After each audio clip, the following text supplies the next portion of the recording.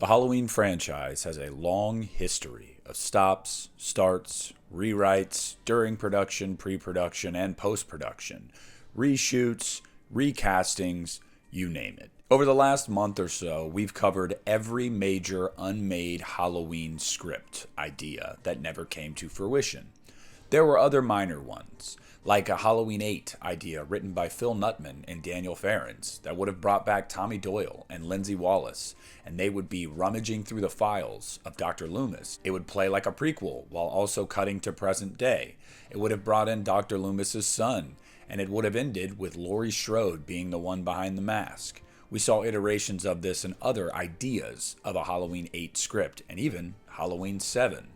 There were original ideas by Nigel Neal for Halloween 3, but that was rejected and rewritten. It kept the basic bones of the story that Halloween 3 Season of the Witch would end up being, but it was far less gory and far less sci-fi. It was described as too boring. We saw many iterations of Halloween 5 script ideas that would have followed Danielle Harris's Jamie Lloyd, getting the evil and becoming the new Michael Myers. We saw many iterations of Halloween 6. We went through a period in the mid-2000s where there were multiple different scripts discussed that would have tried to tie things together from all 8 previous films or just ignore everything entirely, whether that be Halloween Family Reunion, Halloween 3000, Halloween The Missing Years. There were many of these films, and we covered all of them. Aside from Halloween Family Reunion, because it's very small, the blurb that's available to read about it, and it's not really that interesting. I didn't want to stretch out a long video on something that would have been probably 2 minutes worth of content. In summation, the Halloween franchise has a very long history. Even when a film isn't being actively produced, they're always shopping for ideas, always shopping scripts, always talking to writers, talking to other studios.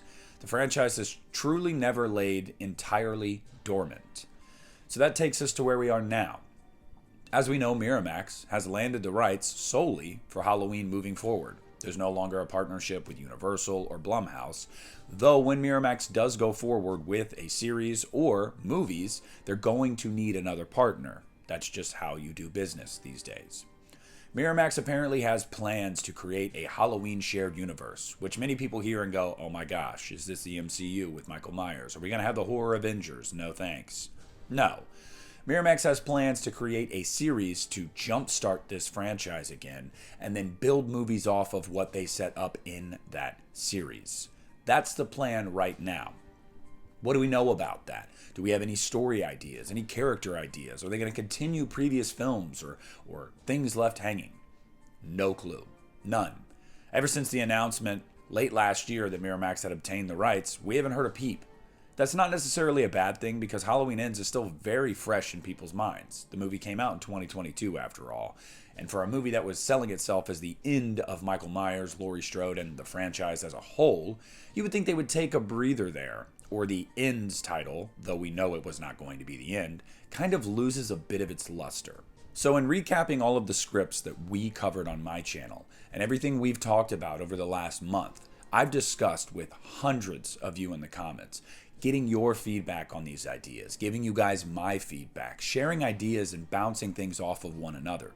If I had my druthers, here's where I would go with the Halloween franchise.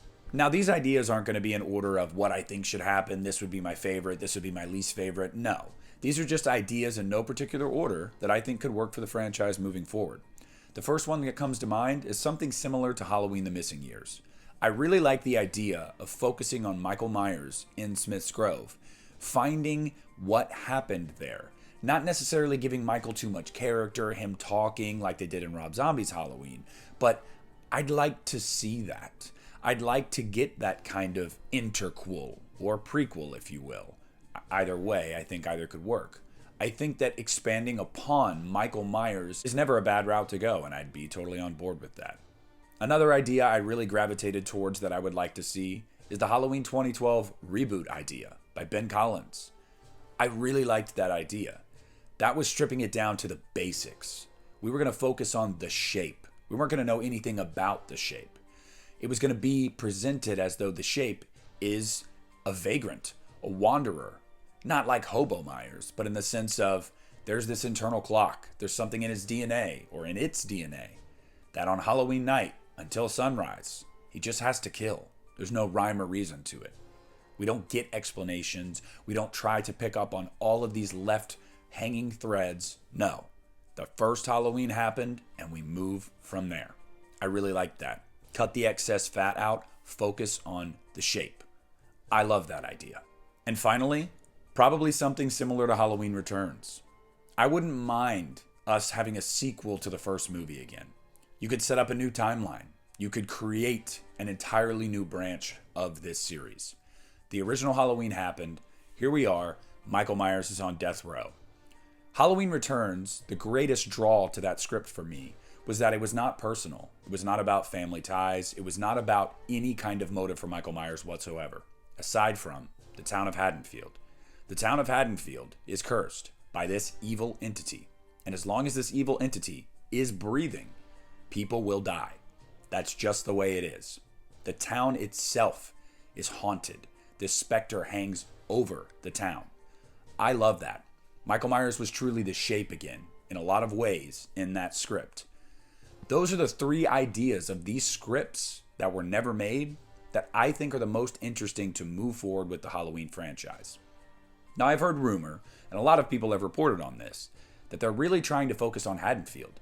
There's rumor that this series that they're trying to develop to start their new Halloween universe is going to focus on Haddonfield, whether that be before the murder in 1963 or after that before 1978. Whether that be modern day, I don't know. I can't say. It's all speculation. I also like that idea. We haven't had a script really dig into that yet, but I like that idea. Why not focus on Haddonfield? Why not really put this town at the forefront? Let's find out, is there something deeper in this town? How did this town respond and react to the things that happened? See, Halloween Ends did that very well, I think. We saw the aftermath of all of these events on Haddonfield, how it shaped the town and shaped the people in it. I'd love a series or a movie series focusing on that, with Michael Myers always lurking, always being the thing hanging over the head of everybody there, not knowing when he's going to show up again. I love the Halloween franchise for many reasons. As Jamie Lee Curtis put it, it's like a choose-your-own-adventure. That pisses some people off, but it doesn't really bother me, simply because all of those movies exist. I can choose any timeline I want. I can enjoy them for what they are, separated from what came before them. I don't think that anybody loses in that situation. I think that it keeps as many people happy as possible. I'd love to see this franchise continue in some way. I do think it needs a breather. Absolutely. I do think we need to wait a couple years before we get anything out of Halloween. I was surprised to see Miramax so quick to re-up with these rights. Having said all of that, it is evident throughout the years of research that we've done together over the last month that this franchise is never going to die. And that's a good thing. I've always likened Michael Myers, Freddy Krueger, Jason Voorhees to the modern Universal monsters. We're still seeing projects from those creatures. They are creatures that captivate a generation, and then a generation after, and a generation after, because they have staying power, because they scare people, because they burrow into your subconscious. There's just something in your DNA that craves these malevolent figures. As long as that is the case with these characters, they're never going to go away. As long as they're successful and they're making at least some people happy, they're never going to go away. And as horror fans, I don't think we should complain about that. I think we should embrace that, because there have been years where we have not seen anything from these characters, and it was brutal. I'd rather be oversaturated than have nothing at all. So while it's unclear what happens to the Halloween franchise from here, and while it's a bummer we didn't get a lot of these ideas that we've discussed, it's still very possible that some of these truly great ideas could still come to fruition. Here's hoping that one of them does, or that something even better comes along. But no matter what happens, one fact remains: you can't kill the boogeyman.